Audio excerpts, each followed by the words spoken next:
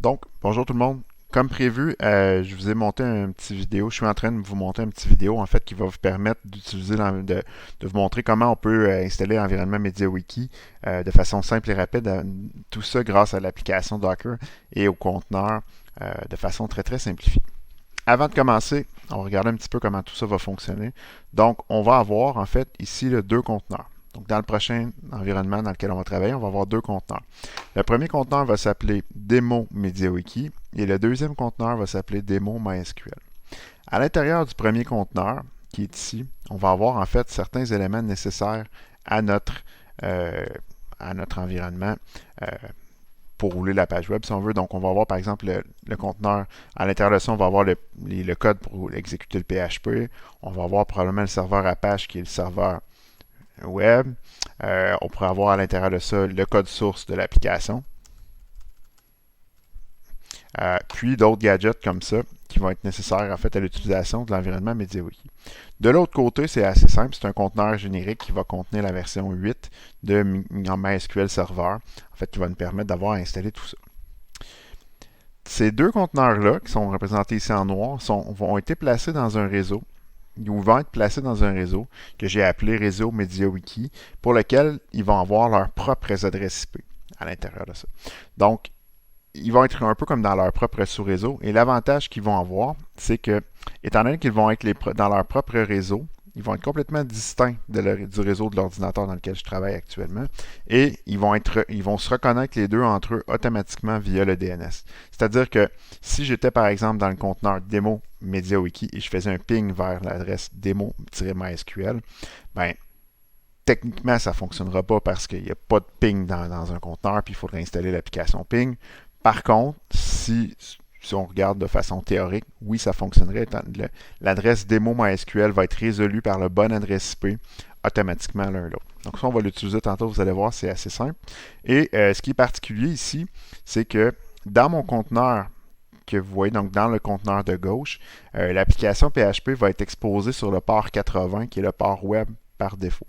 Par contre, lorsqu'on va faire l'installation de notre environnement web, on va utiliser une redirection de port qui va nous permettre, via le port, en fait, pas comme ça, mais bien, via le port 8080, donc on va arriver de notre ordinateur, je vais utiliser le port 8080 de mon ordinateur, ben lui, ce qu'il va faire, il va venir faire le pont vers l'intérieur, donc il va pénétrer mon réseau et il va venir ici m'exposer, en fait pas m'exposer, mais il va venir me rediriger vers le port 80 à l'intérieur de mon conteneur. Donc, quand vous verrez le port 80-80 plus tôt, qui pointe vers un port 80, ben, en fait, c'est ce que ça fait. C'est que ça nous permet, en fait, à l'ordinateur qui est situé dans son propre réseau, via son port local 80-80, d'aller accéder à l'interne, au port 80 dans le conteneur. Donc, c'est vraiment un pont. C'est un peu comme un pont. En anglais, où c'est de la redirection de port, en fait, ce qu'on appelle du port forwarding par rapport à ça. Donc, sans plus attendre, on peut démarrer l'application, l'installation, en fait. Et avant de commencer tout ça, comment est-ce que je suis installé présentement? Ben, j'ai une machine virtuelle qui est flambant neuve. Je viens d'installer Ubuntu. Pour gagner du temps, par contre, j'ai fait l'installation de Docker à l'avance. Donc, ça me permet de gagner quelques minutes. Donc, pour faire l'installation de Docker, je vais vous répéter les commandes parce que j'imagine que ça peut être très utile. Première étape, sudo apt-get update, ce qui va me permettre d'aller faire une mise à jour de toutes les librairies. Donc, bref, s'il y a des nouveaux programmes qui sont disponibles dans la librairie apt-get, ben, nécessairement, ça va aller les télécharger et ça va me les ramener localement. Ça prend quelques secondes et je l'avais déjà fait. Si vous ne faites pas le sudo apt-get update, il y a de fortes chances que vous ne trouvez pas le docker.io dans la liste, surtout si c'est docker.io, on va voir que c'est l'application pour Docker. Donc, si vous ne le trouvez pas dans la liste, essayez de faire un update. Probablement que c'est parce que vous n'étiez pas à jour à ce niveau-là. Lorsqu'on a fait la mise à jour de la liste, la deuxième étape qu'on va faire, en fait, c'est un apt-get install. Et là, on va venir spécifier docker.io. Donc ça, c'est l'application nécessaire à notre environnement Docker. Donc, je vais installer l'environnement Docker. Dans mon cas, c'est déjà fait. Il va me dire qu'il est à jour et qu'il est fraîchement installé. Donc, je n'ai pas besoin de le réinstaller. Mais dans votre cas, si ce n'était pas installé, là, vous auriez eu à confirmer avec oui ou non que vous voulez bel et bien l'installer, à attendre quelques minutes, puis à ce moment-là, l'installation se serait faite généralement sans problème. Si jamais vous avez des erreurs lors d'utilisation de la commande Docker, n'hésitez pas à redémarrer votre machine. Donc, en redémarrant la machine, votre machine virtuelle évidemment, à ce moment-là, ça va. Normalement, je n'ai jamais eu à redémarrer, mais je viens d'avoir, il y a quelques minutes, j'ai eu à redémarrer dans l'installation de Docker. Donc, si jamais vous avez des problèmes, n'hésitez pas. Vous pouvez redémarrer la machine et ça devrait normalement régler ou décoincer tout ça. Donc, mon Docker est installé. Je peux maintenant rouler des commandes Docker et je peux créer et lancer des conteneurs à l'intérieur de ma machine. Et c'est ce que je vais faire. Donc, je vais lancer la première commande, sudo docker. En fait, en tant que super administrateur, je veux lancer la commande Docker. Docker quoi? Des commandes Docker de type conteneur, donc container. Je veux faire un run. Donc, je veux lancer, en fait, un conteneur ou initialiser et lancer un conteneur. Donc, je fais un Docker run. Je vais spécifier un "-d". Le "-d" ici veut dire detach. Donc, grosso modo, au moment où je vais lancer le conteneur, le "-d" va lui permettre, en fait, de se détacher. Et en fait, il ne restera pas figé sur la console. Donc, normalement, là, je verrai toutes les activités et ainsi de suite. Il va être lancé en arrière-plan. C'est communément appelé en background. Donc, quand je vais faire le "-d", le Docker il va être affiché, il va être lancé, mais il ne sera pas disponible à l'écran. En fait, il va comme partir en arrière-plan. C'est ce qu'on appelle en mode détaché. Detach. D pour detach. Par la suite, lorsque je me crée un conteneur, parce que c'est ce qu'on est en train de faire, à partir d'une image qui s'appelle MediaWiki qu'on verra plus tard, je peux lui donner le nom que je veux. Dans mon cas, on avait vu dans le schéma que je l'avais appelé Demo Media Wiki. Donc, le conteneur dans lequel je travaille, je vais lui donner le nom Demo MediaWiki. Je peux lui donner le nom que je veux. J'aurais pu l'appeler David MediaWiki, j'aurais pu l'appeler MediaWiki tout court. Là, je l'ai décidé de l'appeler Demo MediaWiki pour le travail dans lequel je travaille, pour l'environnement dans lequel je travaille actuellement. "-p" va me permettre de faire ce qu'on appelle une redirection de port, et c'est ce que je vous disais tantôt, c'est-à-dire que ici, là, le port 8080 que vous allez rediriger vers le port 80, bien, on le fait ici avec la commande "-p", donc 8080 2.80 comme ça ici, nous fait une redirection de port. Donc, je prends le port sur le 8080 et je le redirige sur le port 80. Et à l'intérieur de ça ici, le dernier élément de la commande, c'est quoi? C'est l'image que je désire utiliser. Donc ici, c'est l'image de MediaWiki. Donc ce que ça va faire, étant donné que l'image de MediaWiki, elle n'existe pas localement, ça va aller la télécharger sur le site Docker Hub. Il va regarder, est-ce qu'il y a une image qui s'appelle MediaWiki? Oui, parfait. Qu'est-ce qu'il y a là-dedans? Tout le PHP, le PHP, le serveur Apache, les applications, le code source de l'application, et ainsi de suite. Donc, c'est comme mon gabarit si on veut, de conteneur. Il va aller le télécharger, puis il va lancer ce gabarit-là. En fait, c'est ce qu'on appelle l'image d'un conteneur. Il va le lancer à l'intérieur d'un nouveau conteneur qui va s'appeler Demo MediaWiki. Il faut faire attention, je ne pourrais pas en lancer un deuxième. Je ne peux pas faire un Docker Run une deuxième fois sur Demo-MediaWiki parce qu'il existe déjà. Il faudrait que je l'appelle avec un autre nom. Demo MediaWiki 1, Demo MediaWiki 2, Demo MediaWiki 3, et ainsi de suite. Donc, dans le cas qui est ici, on lance notre commande. Ça devrait normalement télécharger et fonctionner. Donc là, il me dit que je ne le trouve pas actuellement. Je ne trouve pas la dernière version localement. Donc là, il part. Il est en train d'aller le télécharger directement en ligne. Donc, ce qu'il est en train de faire présentement, il a coupé l'image en morceaux et il est en train d'aller la chercher automatiquement. Normalement, ça se fait relativement vite. Donc, on voit que ça va quand même relativement bien. Et lorsque ça va être terminé, en fait, c'est important de savoir qu'il n'est pas en train de l'installer, il est juste en train de télécharger l'image. Et après ça, il va la lancer dans les quelques secondes qui suivent. À l'instant. Là, il l'extrait, comme on avait vu. Donc, c'est important de savoir qu'une image Docker, ce n'est pas une machine virtuelle.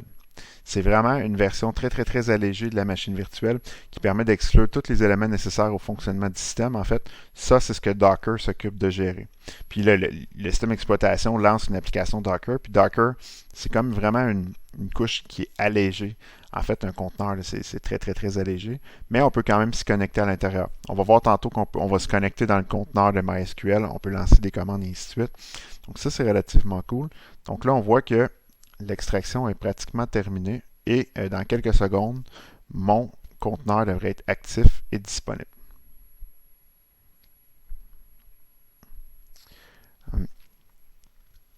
C'est presque terminé. Et voilà, c'est prêt. Donc, l'image est maintenant prête et maintenant installée. Si je veux voir est-ce que mon image elle roule présentement, je peux utiliser la commande docker ps pour voir en fait la version qui est active. On va aller valider et voir qu'est-ce que ça donne. Sudo docker ps. Et là, je verrai que j'ai de disponible ici, là, si vous regardez ici, j'ai l'image MediaWiki pour lequel on lui a donné un nom démo MediaWiki. Et là, avec la commande, bon, ça c'est la commande d'installation et ainsi de suite, qui est maintenant up and running, donc au niveau du statut.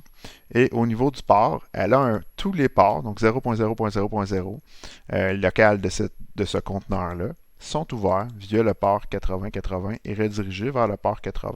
Donc le "-p" c'est bel et bien activé. Normalement, ça fonctionne. Je pourrais même à la limite le tester, mais on va voir tout plus tard. Par la suite, je vais tout de suite installer en fait mon MySQL, puis on le testera plus tard. Donc, la deuxième version, deuxième chose qu'on va faire, c'est de créer le deuxième conteneur qui va contenir le serveur de MySQL, qui est le serveur de base de données. Donc, je vais faire un sudo docker container en fait, parce qu'on veut des commandes de type container. Je veux faire un run détaché, donc -d, pour lequel je lui donne un nom. Et dans le cas qui est ici, je l'appelle démo MySQL. Je vous rappelle que j'aurais pu l'appeler démo BD, démo David, démo database, peu importe. Je peux mettre les noms que je veux. Je vais mettre un mode. Pour cette fois-là, en fait, je vais mettre une commande un petit peu particulière, mais je vais mettre un "-v". "-v", ce que ça va faire, en fait, ça va venir nous attacher un volume et ça va venir attacher un volume sur un répertoire particulier de mon conteneur, qui va avoir pour effet, en fait, que quand je vais avoir mon conteneur, si jamais je l'éteins ou je le rallume, en fait, ces informations-là vont être persistantes et ils vont être conservées. Donc, dans le cas qui suit, en fait, je vais aller chercher MediaWiki MySQL, donc -v MediaWiki MySQL, donc c'est le nom que je lui donne. Et je veux pointer ça, en fait, à l'intérieur du conteneur, dans var lib MySQL. Grosso modo, c'est les fichiers d'installation, les fichiers de données de MySQL qui sont stockés là-dedans. Donc, je les spécifie avec -v qui est pour spécifier le volume qui sera utilisé, et ainsi de suite. Par la suite, j'ai une autre commande que je dois spécifier qui est le "-e". Le "-e", ça sert à quoi? C'est une variable d'environnement. C'est-à-dire que MySQL root password va être une variable d'environnement qui va être disponible partout à l'intérieur de mon conteneur. Et dans le cas qui est ici, lors de l'installation, la personne qui a personnalisé le packaging, en fait l'image de départ, utilise cette valeur-là pour aller ajuster la variable, ce qu'on appelle le mot de passe SQL, le mot de passe administrateur de la base de données pour cette base de données. Donc, je vais le mettre MySQL root password. Puis, je vais dire est égal à secret. Donc, je pourrais mettre ce que je veux. Dans mon cas, mon mot de passe va être secret. Je lance la commande. Normalement, ça devrait fonctionner comme suit. Oups, peut-être quelque chose qui me manque. Sudo docker container run -d -name démo MySQL.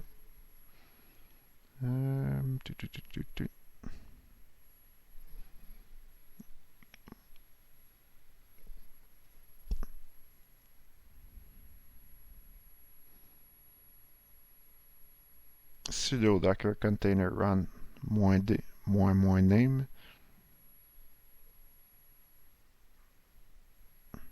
Ah oui, effectivement, évidemment.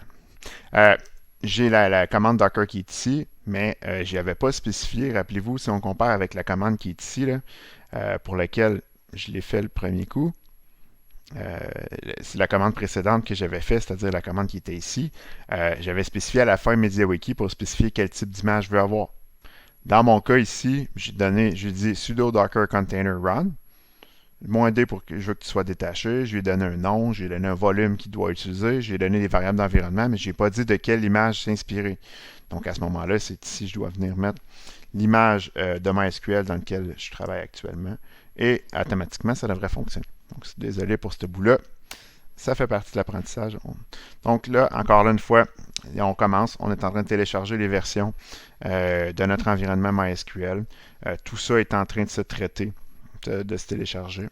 Et là, on va avoir nos deux conteneurs ici là, qui sont représentés en noir, qui sont techniquement fonctionnels. Donc ici, on a l'ordinateur qui, via le port 8080, va se connecter.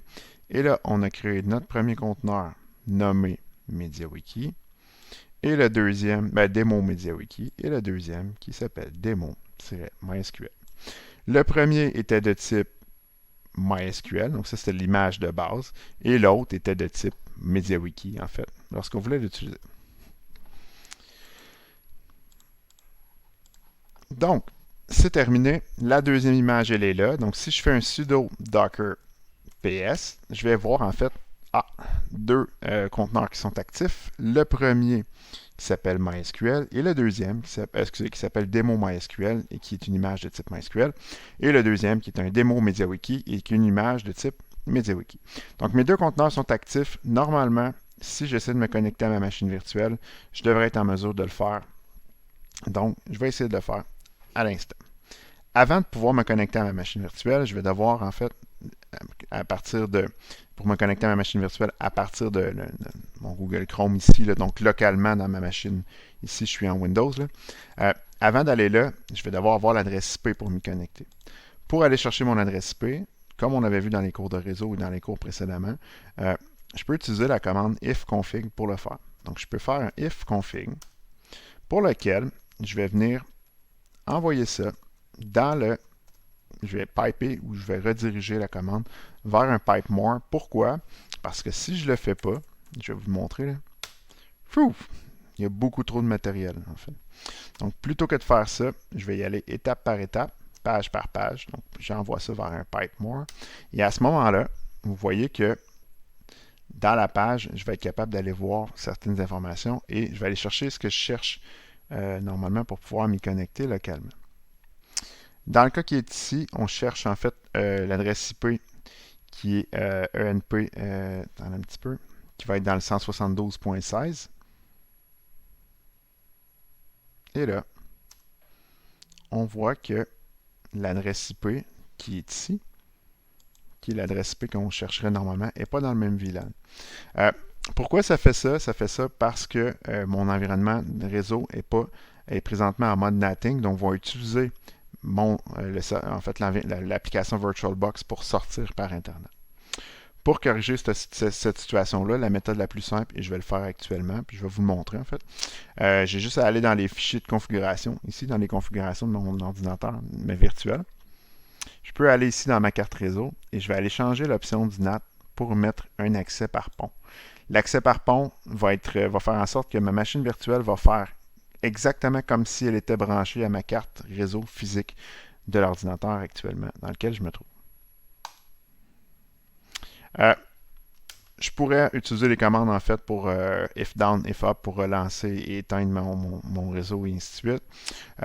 Ou en fait utiliser les commandes pour le réseau. Dans le cas qui est ici, pour me gagner du temps, en fait, je vais simplement faire un sudo reboot now pour redémarrer le serveur. Dépendamment du niveau avec lequel vous êtes, vous auriez pu en fait à Linux redémarrer directement l'interface sur laquelle on voulait. Mais pour garder ça le plus simple pour la démonstration de la vidéo dans laquelle on se trouve présentement, je fais juste repartir la machine et je vais m'assurer que la prochaine étape fonctionne bien. En même temps, ça va ajouter un niveau de difficulté supplémentaire parce que lorsqu'on va faire le PS, fort probablement que nos conteneurs vont être éteints. Okay. Donc là, à ce moment-là, on va aller voir, pour être certain qu'ils sont toujours réactifs, on va devoir les rallumer, ce qui rend le tout beaucoup plus pédagogique, évidemment. Donc, si votre machine virtuelle, vous aviez déjà fait l'accès en mode pont, automatiquement, là, vous êtes correct. Sinon, vous pourrez le faire et vous aurez à attendre la même chose que moi quand tout ça démarre de cette façon. C'est pas très long de toute façon.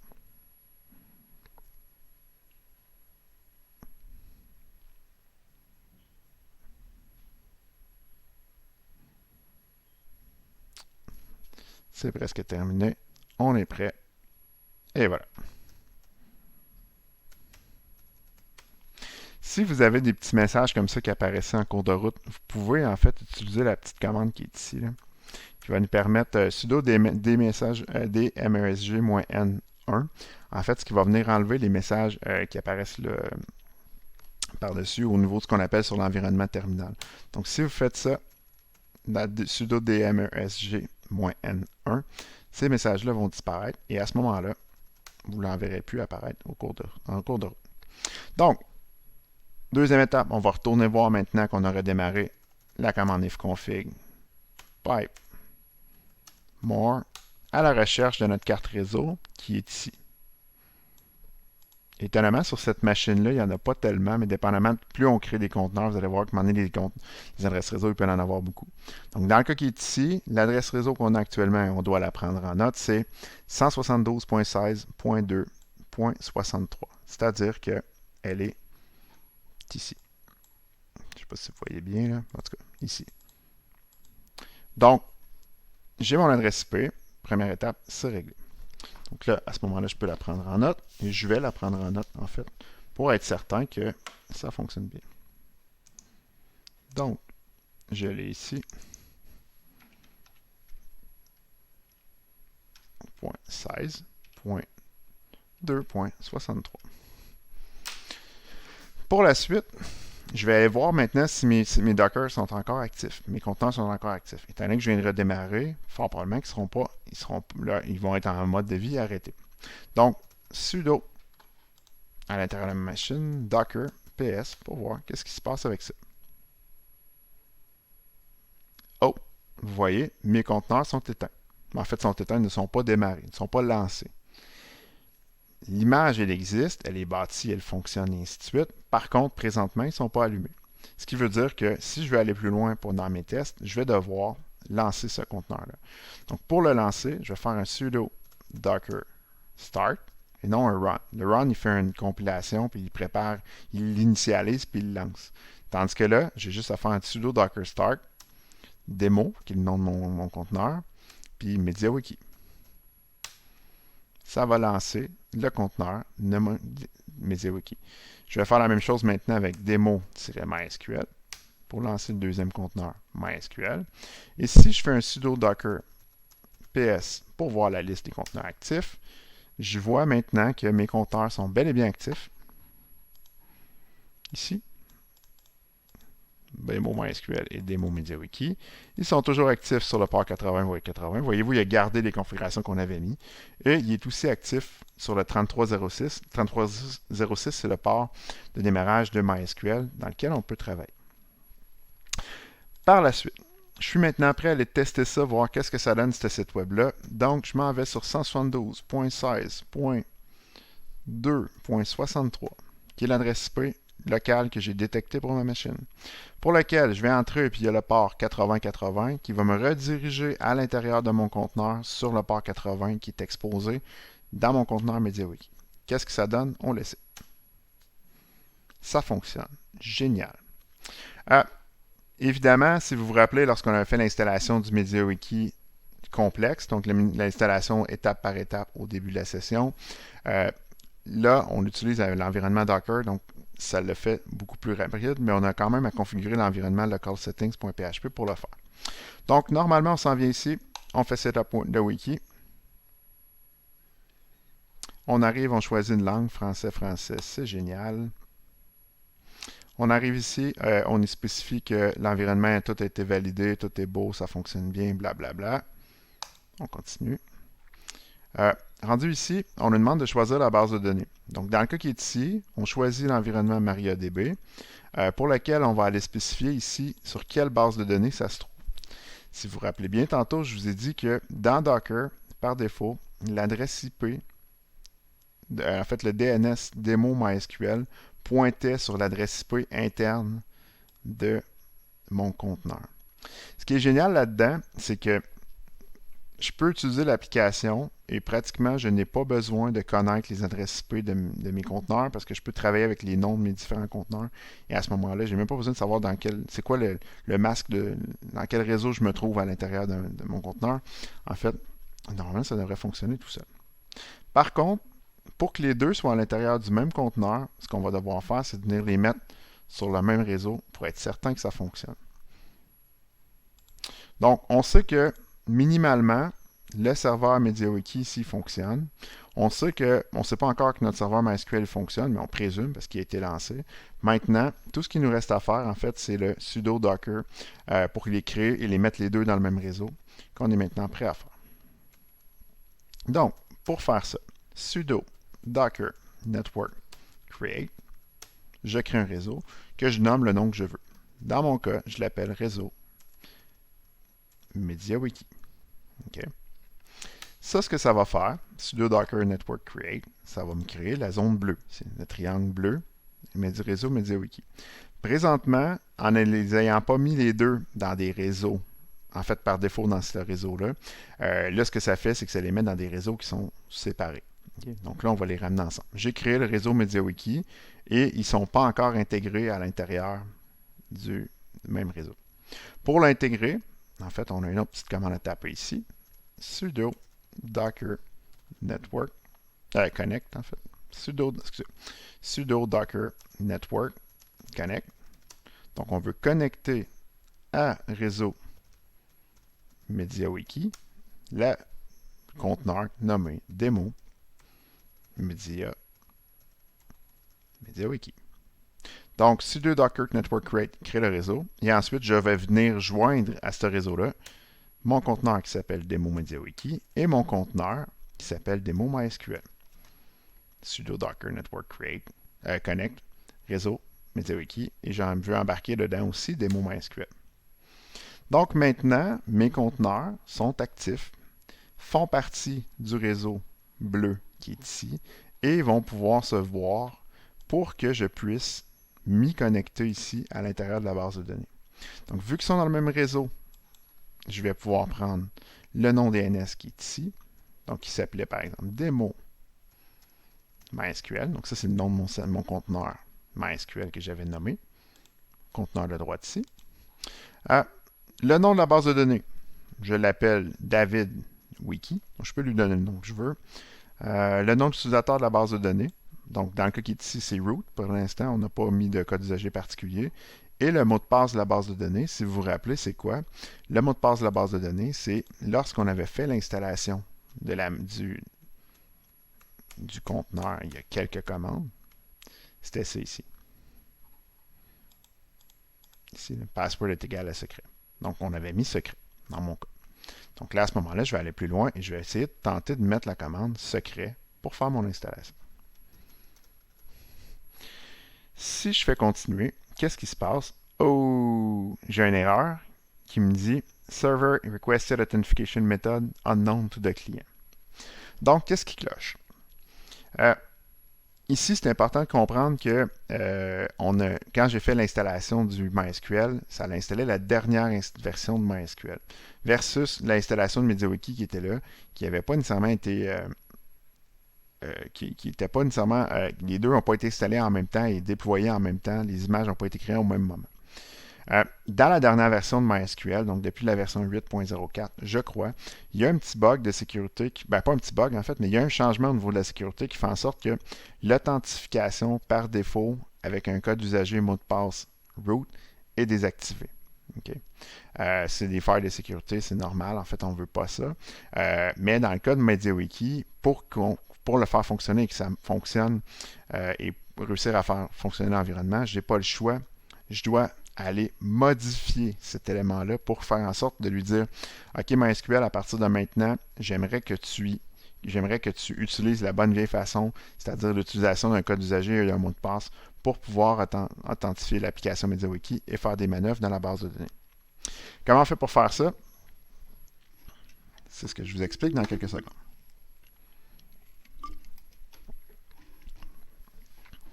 Première étape, et là ça va avoir l'air un petit peu plus compliqué, mais on va se connecter dans l'environnement Linux de notre conteneur. Donc, notre conteneur, même si je vous disais que ce n'était pas une machine virtuelle, est assez cool pour être capable de se connecter et d'écrire des commandes, des lignes de commande à l'intérieur. Donc, c'est ce qu'on va faire. On fait un docker exec, sudo docker exec. Donc, dans les différentes commandes Docker, on a une commande qui nous permet d'exécuter quelque chose dans nos conteneurs.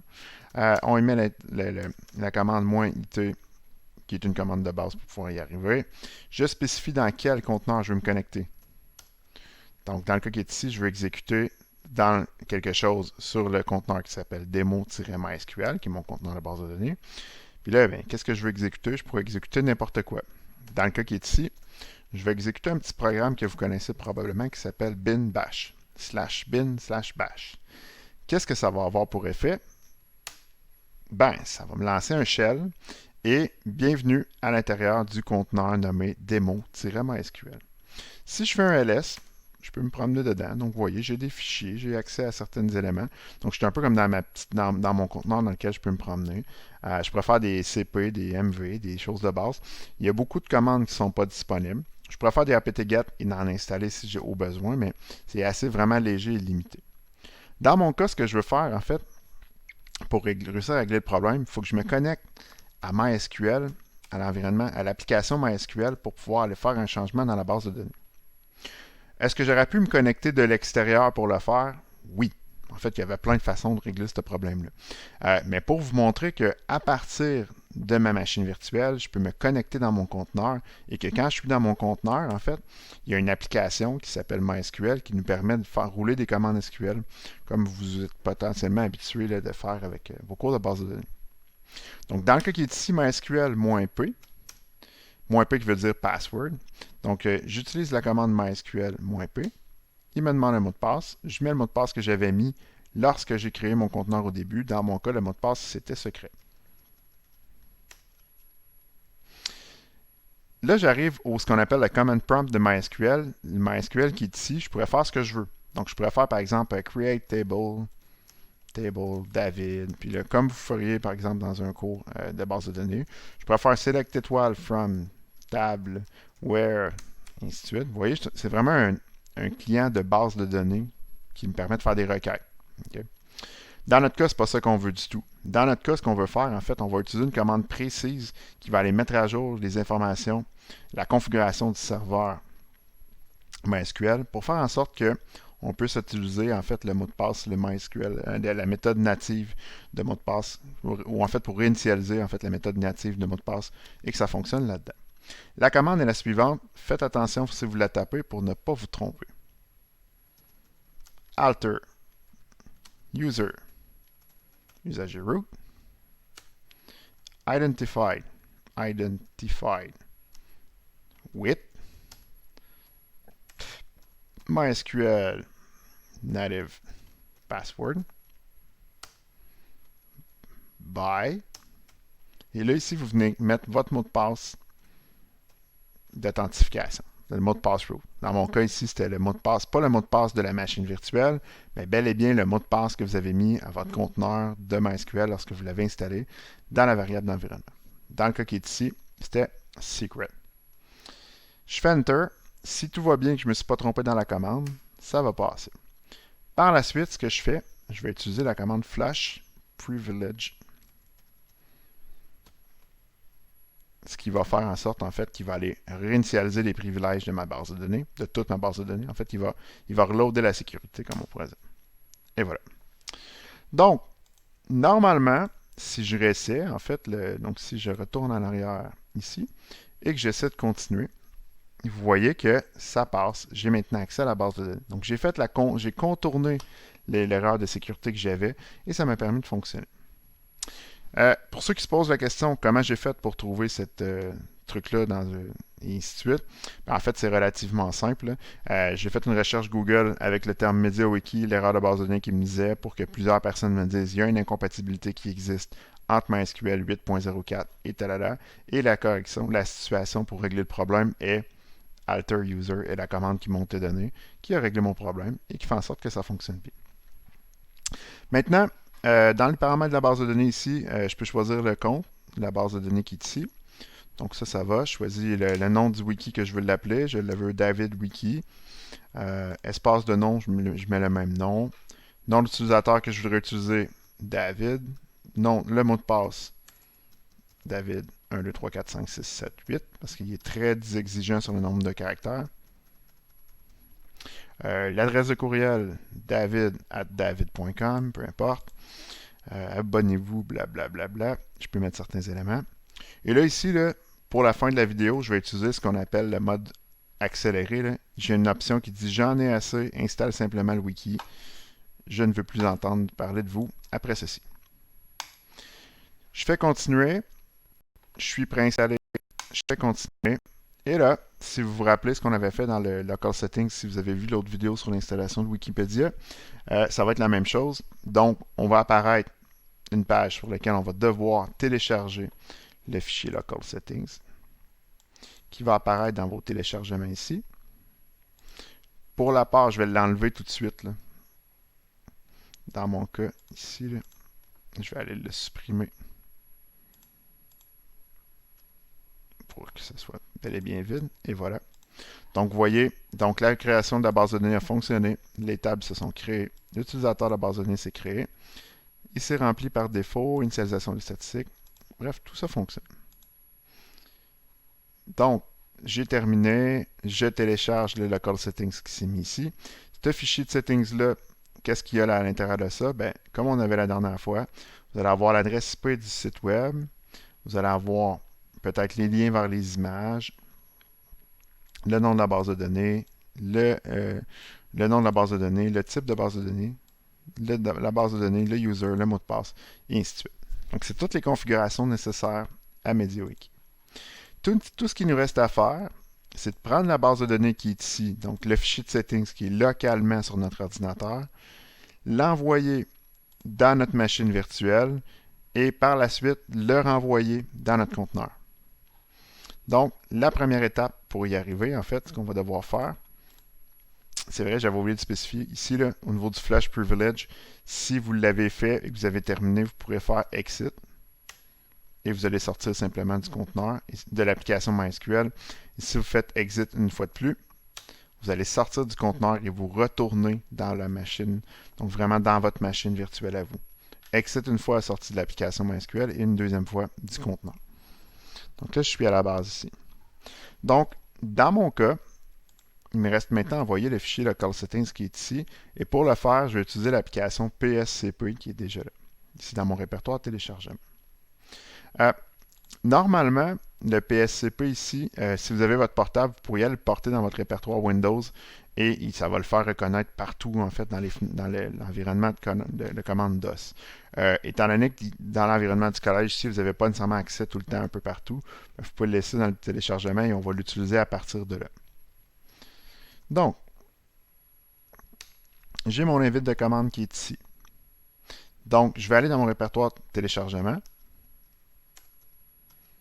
Je m'en vais dans Download.